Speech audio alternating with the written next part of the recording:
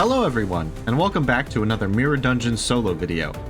In today's episode, we'll be using the widest and thickest identity of them all, Rhino Meursault. Being the biggest sinner has many benefits, but most notably is him naturally being a very tanky identity, and as a result he does incredibly well into pretty much any encounter. Being a charge identity on top of that, one would imagine he has a very powerful skill that he can spend all of his charge on. While that is true to an extent, he doesn't function nearly as similar as any other charge identity. Instead of gaining a massive damage spike for having a lot of charge, he instead gains the ability to have one of the best bleed count applications out of any identity. This makes him closer to a bleed identity than a charge one, but he still relies on charge to be any good for bleed. With that said, the best ego gifts you could start with would be any of the bleed ego gifts, except for Wound Claret, as it only activates when applying bleed potency or unique bleed, and Rhino Meursault only applies bleed count, so it is entirely 100% worthless. Of course, that doesn't stop me from being completely illiterate and taking it anyways, along with Little and To Be Naughty Plushie. As a failsafe though, I did have the foresight to run Kurokumo Honglu's support passive, which lets pretty much all of our attacks inflict at least one bleed potency, so we're not completely awful at creating a bleed stack. With that, we head into Lake World for our first floor. This run was literally the first time I ever went into this floor since the launch of Mirror Dungeon 4, and thus when I went into it I was assuming that the boss for this floor would be exactly the same as it was in Mirror Dungeon 3. The fight back then was horrendously awful for solos because the second it started you would be facing down 8 attacks right off the bat, all of which inflict bleed, and with bleed being the worst status effect for solos, it was genuinely impossible for like 90% of all identities. In Mirror Dungeon 4, however, Project Moon completely fixed it by having this boss be a multi-wave fight, where you start off only facing down 4 attacks, which is infinitely more manageable. In fact, it's so manageable that despite them inflicting bleed, I'd say most identities that resist slash damage would do it pretty well in this fight.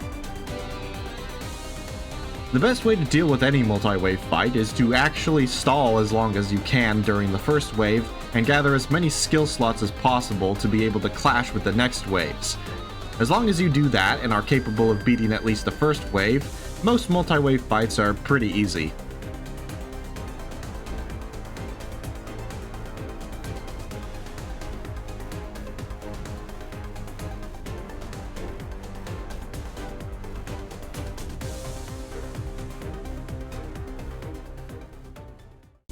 For our reward, we take the Rusted Muzzle and head into the Unconfronting for the next floor. Here we buy Awe, Coffee and Cranes, and the Employee card, while also finding Night Vision Goggles before we make it to the boss against Cromer. Like all Cromer fights, there's only one strategy that can be employed. Spam Overclocked Egos to force Corrosion on turn 3, or else you'll be gripped to death. One benefit of doing this with Meursault though is that he's got some absolutely phenomenal ego passives. Regret does give him some serious coin power boost on one attack, but the real good one is Capote, providing a permanent +1 base power to all of his skills. Cromer is pretty simple for him to knock into her second phase, and while she does inflict a slightly dangerous bleed stack, it's nothing we need to worry about because of how much HP Meursault possesses. Like always, her second phase is easier than the first, letting us make swift work of her.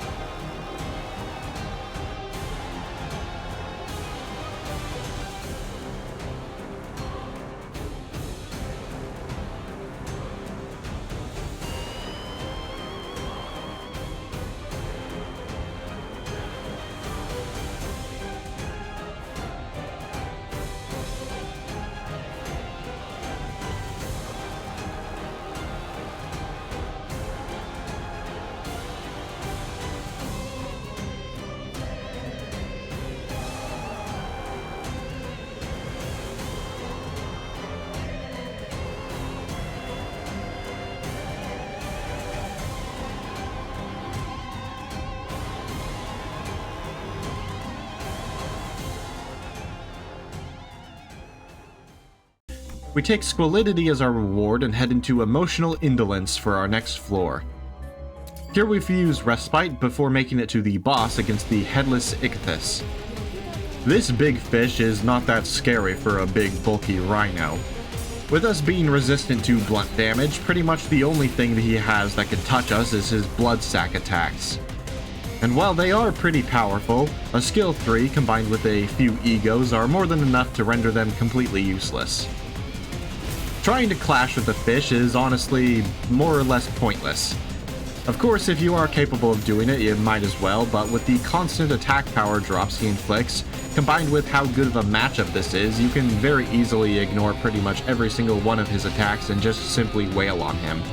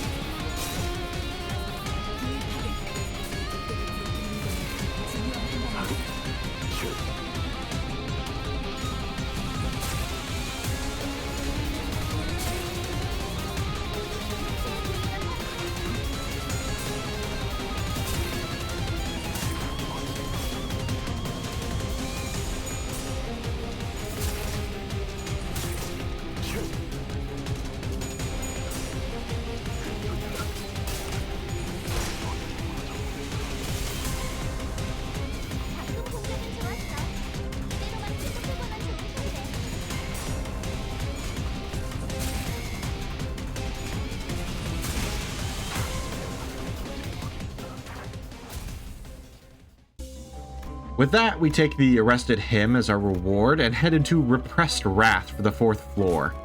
Here we buy Oracle, Bloody Gadget, Risk Guards, and Tangled Bundle. Before we make it to the boss, though, we run into an unexpected roadblock in the form of a forced elite encounter against random G-Corp grunts.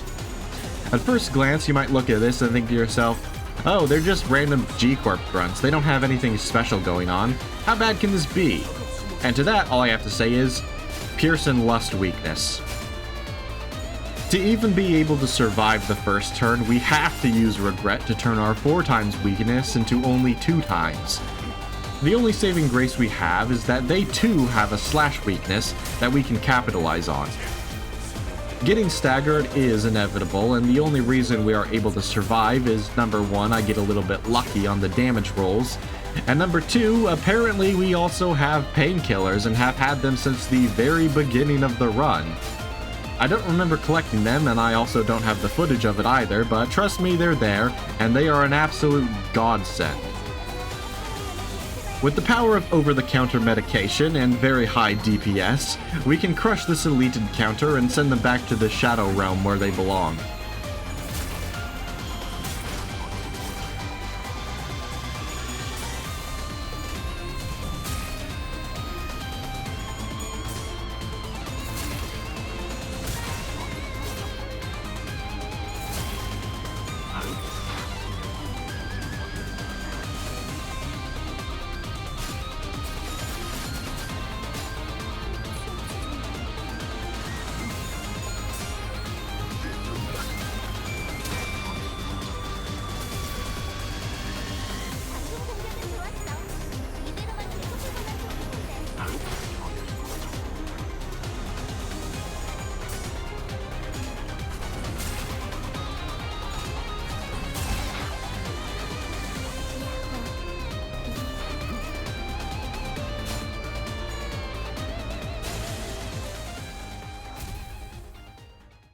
We receive nebulizer and cigarette holder for our troubles and fuse rusted cutting knife before heading into the boss against the Skin Prophet. The best part about this boss is that he literally gives you 3 free turns to gain skill slots. As long as you aren't weak to his attacks and can actually clash, he's not that bad. Fortunately, we're capable of doing exactly that, and coupled with actually good bleed damage now that we have the rusted cutting knife, we can make short work of him.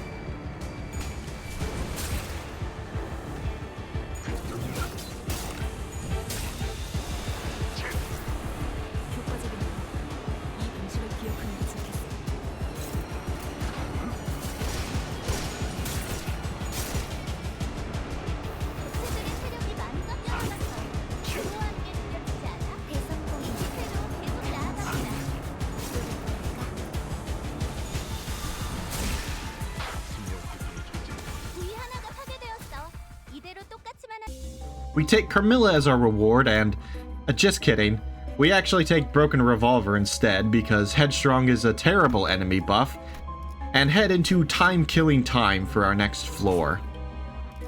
Here we buy Eclipse of Scarlet Moths, Grey Coat and First Aid Kit, while also receiving Curriculum Vitae and buying UPS System and Imitative Generator.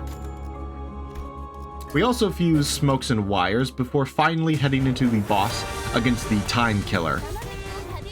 Without a doubt, this is the hardest fight in the entire run. Most of the Time Killer's most powerful attacks are all pierce skills. On top of that, he inflicts an absolute metric ton of bleed, which, if we're not careful, could easily spiral out of control.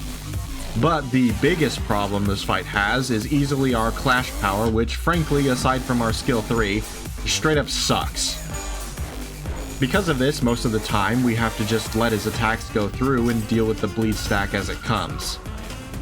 Of course, this runs the risk of letting the bleed stack tick us down below our stagger threshold, where we will subsequently take an attack and get staggered, and then die.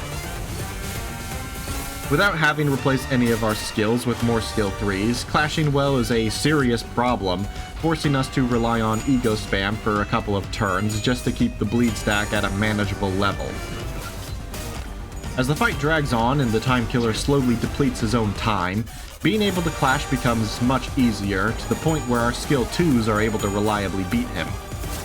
I guess you could say he's run out of time.